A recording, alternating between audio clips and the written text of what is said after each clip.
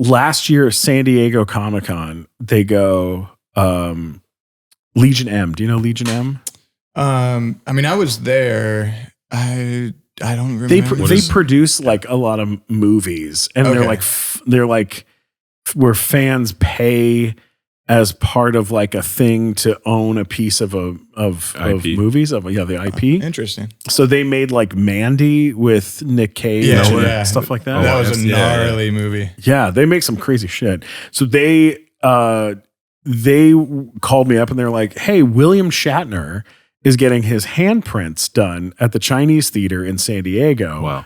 Would you host the event? Would you MC?" And I was like, right. Hell yes. Right. That is amazing. So I show up and I've had at this point 2 interactions with Shatner. Have either of you guys met him? In this house. Well, we didn't meet him in person, but someone else was filming a podcast in our studio and Shatner was like remotely tuned in. So with Adrian, so we were all kind of here and like, What? Yeah. Oh my God. It's the closest I've gotten. Yeah, me too. But the biggest takeaway is for his age, how sharp that guy is.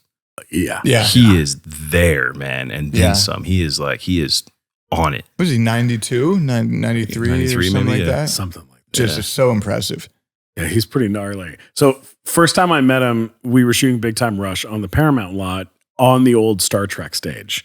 Wow. And I was like, what an easy move. I saw him hanging out on the lot. I was like, I'm going to go over to him. I'm going to tell him we're shooting on a stage. What a great opener, you know? Yeah, for sure. I walk up to him. I go, I'm like with a bunch of the kids from our show. And I'm like, watch this.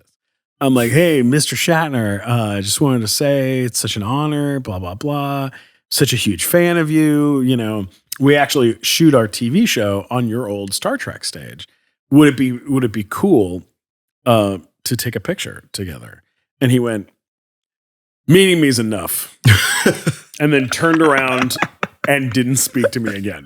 That's amazing. And I was like, and all the kids from our show were like, meeting me is enough. Like they were like, this guy, oh my God. Like they taunted me with it, right? For like months. Anytime I wanted to take a picture with the Big Time Rush guys, they'd be like, meeting us is enough. You know, just the worst, right? That's amazing.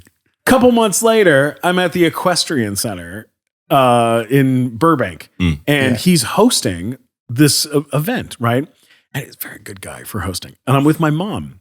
And she's, big fan. And so we leave the event afterwards and he's sitting in his car's running, and he's sitting in the driver's seat and he's texting on his phone. And my mom goes, I want to go say something to him. I go, all right.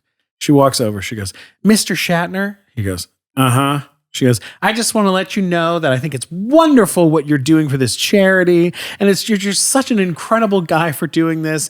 And I just love that you're involved. And he goes, yeah. Takes his foot off the brake and rolls away while she's still talking. Just drives away. Never looks at her ever. Just my mom is standing there frozen while the car just rolls away, right? She looks back at me. She goes, don't you ever tell that to anyone. I was like, I'm telling that to everyone. That is hilarious. Like that's better than my experience. Oh yeah. This guy is getting brutal, right?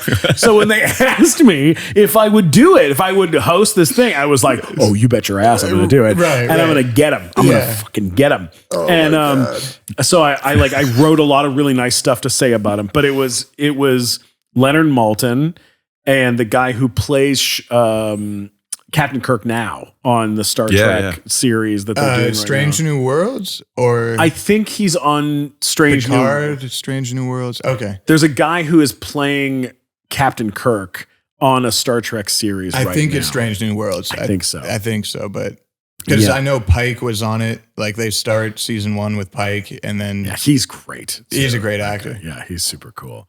So I'm excited to have this moment with these folks, and CNN is there and all these people. And so I go, ladies and gentlemen, and he doesn't talk to me beforehand. I'm And I go, ladies and gentlemen, it is a huge, huge day here. We are here to honor one of the greatest actors of our generation, a man that has literally gone to space.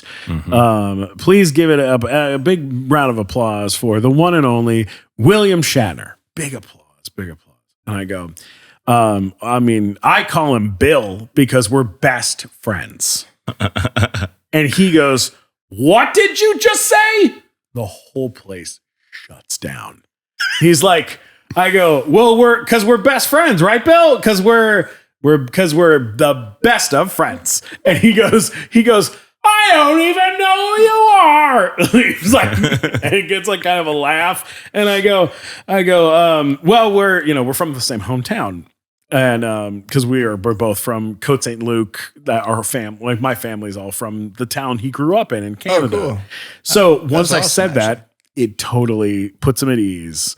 And then I start talking about, how he's like a legend to my family growing up in Canada. He's like a national icon, to us, and so I just compliment. And then I said something like, please welcome the only person to ever survive a knife fight with Roger Ebert, Leonard Maltin, something like that. Like that's how I brought up. So I made like funny jokes for each person that I brought up, Of course. And it got good laughs. And at the end, he like shook my hand and we had kind of a nice moment. And I was like, all right, well, that was, a little nerve wracking, but, I got his attention at least, I got some jokes in and he was, he took it well.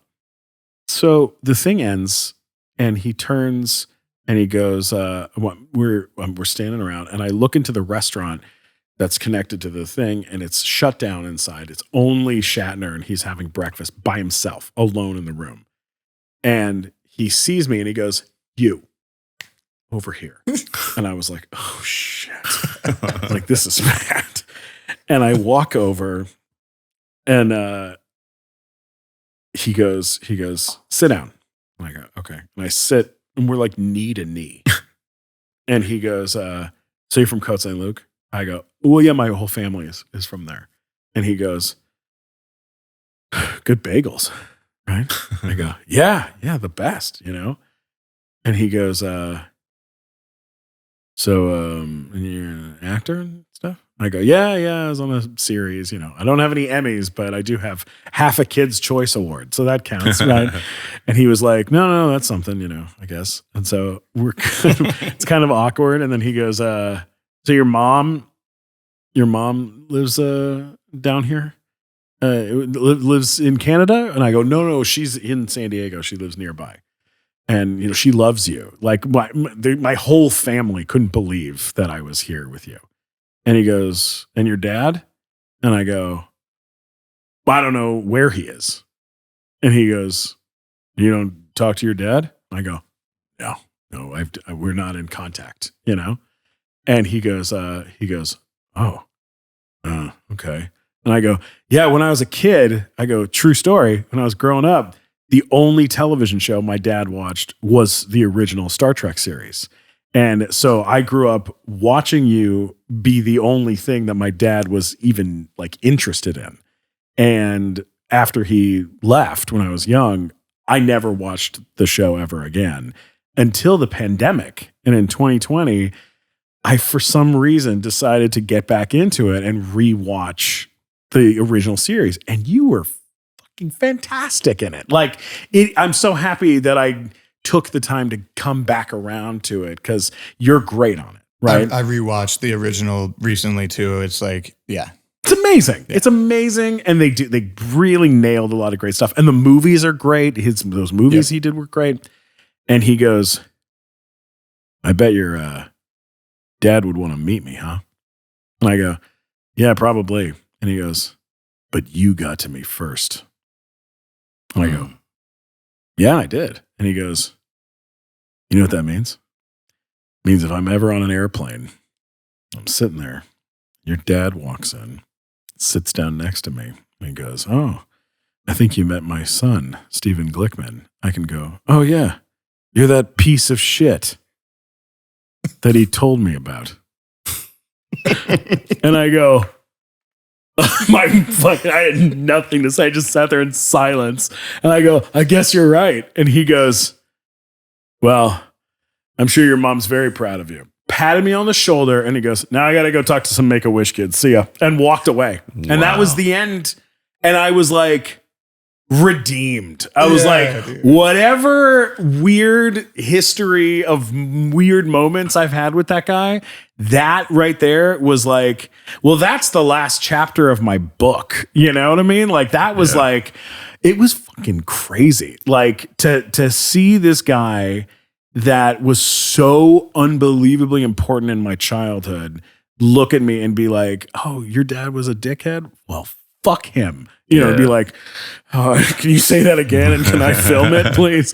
Like, so I can send this as a Christmas card to my family. Like, it was like, it was really amazing. And then, you know, as life happens, fucking LA Comic-Con calls and goes, Shatner requested you be part of his panel and take questions from the audience and make fun of people for their bad questions. And I was like, done. And I did it with him. And he was, you know, kind of, you know, tough and mean to everybody, but he was nice to me, you know, fine, you know, now, but it was hilarious. He roasted the shit out of people. And it was literally just him. The entire panel was just him on stage talking about going to outer space.